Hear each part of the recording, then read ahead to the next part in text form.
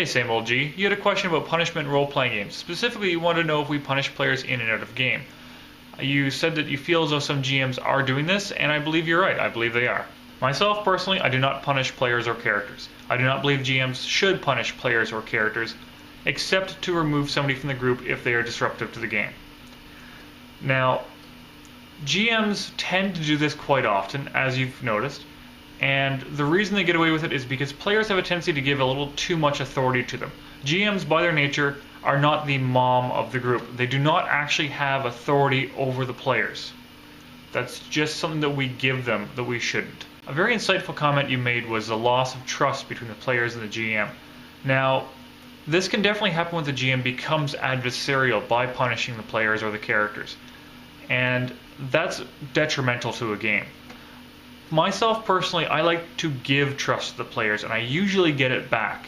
On the rare instances where I don't, that is simply a case of me giving the player the rope that they need to hang themselves. That is a person that I do not want to play with. They are going to ruin the fun of everybody else at the table. You also talked about a lack of focus with players at the table, which is something I've seen in certain types of games. And I believe it to generally be the response of somebody who is bored with the game. If that's the case, that really should be addressed. People have a tendency to treat the symptom but not the cause.